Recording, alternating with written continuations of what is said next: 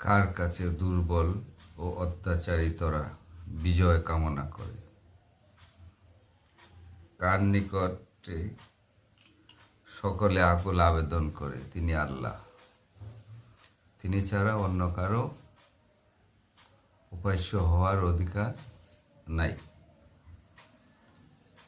সেই কারণে আমার কর্তব্য হলো সচ্ছল অবস্থায় তাকে আহ্বান করা, তার নিকট সাহায্য প্রার্থনা করা, সুসময়ে দুঃসময়ে তার কাছে আশ্রয় চাওয়া, অনুতপ্ত হয়ে কেটে তার দরবারে আরাধনা করা।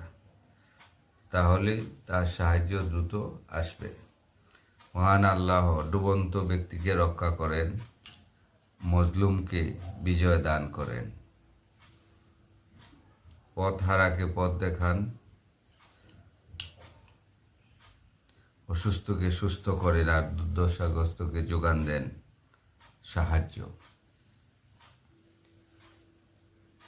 যখন তারা জল জাহাজে নৌযানে ছড়ে, তখন তারা আল্লাহর দিনের একনিষ্ঠ অনুসারীরা তাকে বিনীতভাবে ডাকে। তো আল্লাহর এই প্রার্থনা, আল্লাহর কাছে এই প্রার্থনা করা যে বিনীতভাবে, সেটা আসলে আমরা কি করি? সকল মানুষের দুর্দশা দূর করার জন্য যেসব আবেদন করে থাকে, আমি আপনাকে তার জন্য সুন্নাহর কিতাবের কথা বলছি। সব কিতাবে আপনি নবী প্রদত্ত দোয়া দেখতে পাবেন ও শিখে নেবেন, এবং তা দিয়ে আপনি আল্লাহকে ডাকতে পারবেন, তার নিকট আকুল আবেদন জানাতে পারবেন, এবং তার সাহায্য চাইতে পারবেন, এবং তার প্রতি আপনার ঈমান বিশ্বাস,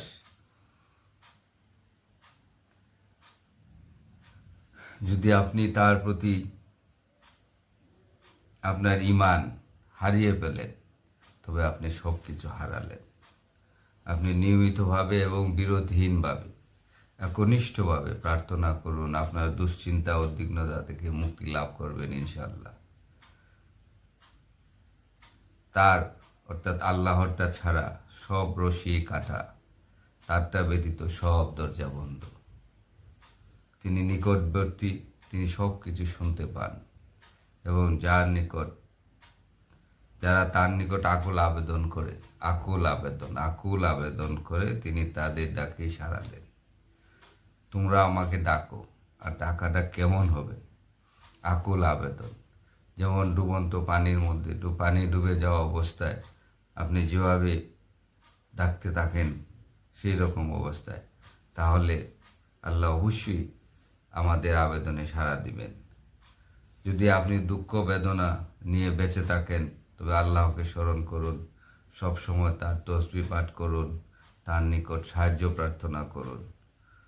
সত্যিকার অর্থেই যদি আপনি মুক্তি চান, তাহলে সেজদায় তসবিহ প্রশংসা করে আল্লাহর নিকট আপনার সাহায্যের আবেদন পেশ করুন। দুহাত তুলে নাচুর বান্দা হয়ে তার নিকট সাহায্য প্রার্থনা করুন, তার কাছে ধর্ণা ধরুন, তার সম্বন্ধে সুধারণা রাখুন। আর সুধারণা মুক্তির পথ সহজ করে দেয়, এবং তার সাহায্যের জন্য অপেক্ষা করতে থাকুন, এবং তাহলে আপনি সত্যিকারের সুখ এবং সাফল্য লাভ করবেন। সবচেয়ে বড় জিনিস হলো যে আপনার সাহায্য পেতে গেলে ধৈর্য এবং সালাতের সাথে সাহায্য প্রার্থনা করবে। আর আল্লাহ বলেছেন যে ধৈর্য এবং সালাতের সাথে সাহায্য প্রার্থনা করে আল্লাহ তার সাহায্যকারী হয়ে যান। আমিন।